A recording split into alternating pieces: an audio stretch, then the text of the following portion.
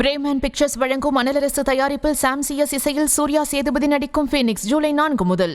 செம்மண் கடத்தப்படுவதை நேரலை செய்த நிருபர் தாக்கப்பட்ட நிகழ்வு பெரும் அதிர்வலைகளை ஏற்படுத்தியது. எதிர்க்கட்சித் தலைவர் EPS தொடங்கி அரசியல் தலைவர்கள் பலரும் இந்த காட்டுமிராண்டித்தனத்தை கண்டித்தனர்.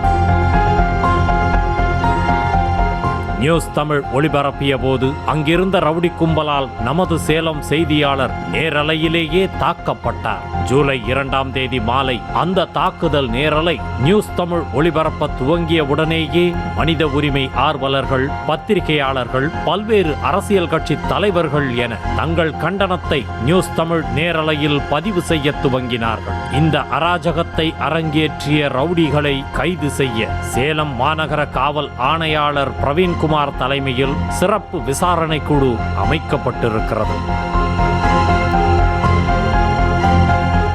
அமலாக்கத்துறையே களம் இறங்கினாலும் கோடிகளில் கொள்ளையடிக்கும் மணல் மாஃபியாக்களை கட்டுப்படுத்த முடியாத சூழல் நிலவும் நிலையில் சட்டவிரோதமாக செம்மண் கடத்துவதும் தமிழகத்தின் பல மாவட்டங்களில் அரசியல் செல்வாக்கு படைத்த ரவுடிகளால் அரங்கேறி வருகிறது. தமிழகத்தில் தொடர்ந்து நடந்து வரும் செம்மண் கடத்தல் விவகாரம் தொடர்பாக பல நீதிமன்றங்களில் வழக்குகள் நிலுவையில் உள்ளன.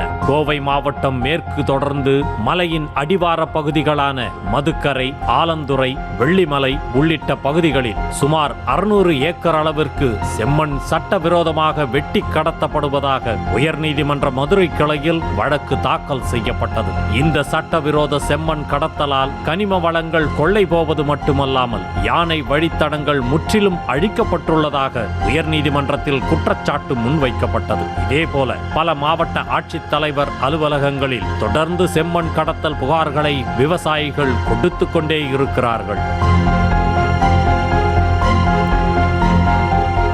செம்மண் கடத்தலுக்கு இன்னொரு உதாரணம் முன்னாள் அமைச்சர் பொன்முடி மீது கடந்த 2012ஆம் வருடம் பதியப்பட்ட ஒரு வழக்கு. விழுப்புரம் மாவட்டம் வானூர் தாலுகாவில் அனுமதிக்கப்பட்ட அளவை விட அதிகமாக செம்மண் வெட்டி எடுக்கப்பட்டு அரசுக்கு 28 கோடி ரூபாய் இழப்பு என பொன்முடி, அவரது மகன் மற்றும் 8 பேர் மீது தொடரப்பட்ட வழக்கு இன்னும் நடைபெற்று கொண்டிருக்கிறது. மது விற்பனையை போலவே மணல் விற்பனையையும் ஜெயலலிதா முதல்வராக இருந்தபோது அரசுடைமையாக்கினார்.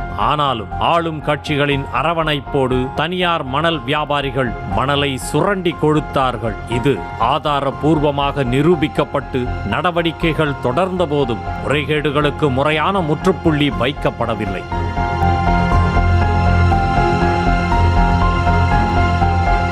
தமிழகத்தில் கனிம வளங்கள் எல்லாம் தமிழக அரசின் நீர்வளத்துறையின் கீழ் வருகிறது. ஆனால் ஒரு மணல் குவாரியை திறக்க வேண்டுமென்றால் நீர்வளத்துறை மாநில சுற்றுச்சூழல் தாக்க மதிப்பீட்டு ஆணையத்திடம் அனுமதி பெற வேண்டும். மணல் எடுப்பதால் சுற்றுச்சூழல் பாதிக்கப்படாது, குறிப்பிட்ட அளவிற்கு தான் மணல் எடுக்கப்படும் போன்ற பல நிபந்தனைகளுக்கு கட்டுப்பட்டு ஒரு குவாரிக்கான அனுமதியை பெற வேண்டும். இந்த நிபந்தனைகள் தொடர்ந்து மீறப்பட்டு அரசுக்கு கிள்ளி கொடுத்து விட்டு மணல் மாஃபியாக்கள் கோடிகளை அள்ளிச் செல்கின்றனர். இப்படி முறைகேடாக குவிக்கப்படும் கோடிகள், சட்டவிரோத பணப்பரிமாற்றம் செய்யப்படும் குற்றச்சாட்டுகள் கிளம்பின. இதன் அடிப்படையில் அமலாக்கத்துறை மணல் முறைகேடுகளை கண்டறிய களத்தில் இறங்கியது.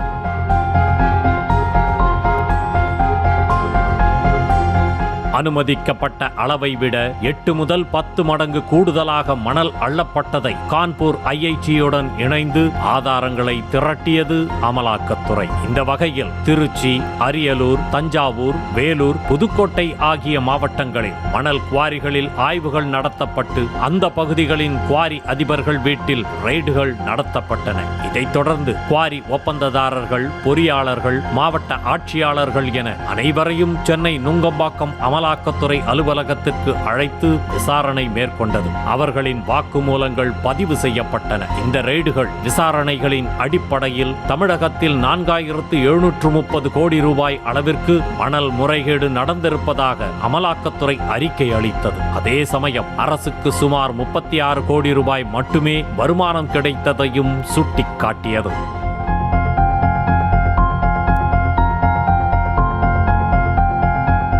அமலாக்கத்துறை தான் விசாரணை நடத்தியதையும் பல இடங்களில் திரட்டிய ஆதாரங்களையும் வைத்து 23 லட்சம் யூனிட் மணல் சட்டவிரோதமாக அள்ளப்பட்டு விற்பனை செய்துள்ளது. இது மாநில சுற்றுச்சூழல் தாக்க மதிப்பீட்டு ஆணையம் அளித்துள்ள குவாரி அனுமதிக்கு முற்றிலும் முரணானது என தமிழக டிஜிபிக்கு கடிதமும் அனுப்பியது. ஆனால் 2023-24 ஆண்டு நீர்வளத்துறை வெளியிட்ட கொள்கை விளக்க குறிப்பில் தமிழகத்தில் 23 குவாரிகள் செயல்பாட்டில் இருப்பதாக தெரிவிக்கப்பட்டுள்ளது. இந்த குவாரிகளில் 1000 ரூபாய்க்கு 1 டன் மணல் விற்கப்படுவதாகவும் 2023-24 ஆண்டில் சுமார் 22 கோடி ரூபாய் மட்டுமே அரசுக்கு வருவாய் வந்தது என்றும் குறிப்பிடப்பட்டுள்ளது.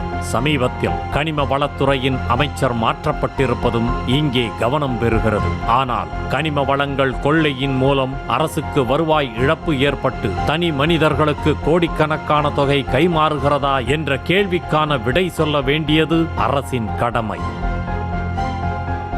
பிரேமன் பிக்சர்ஸ் வழங்கும் மணலரசு தயாரிப்பில் சாம் சிஎஸ் இசையில் சூர்யா சேதுபதி நடிக்கும் ஃபீனிக்ஸ் ஜூலை 4 முதல்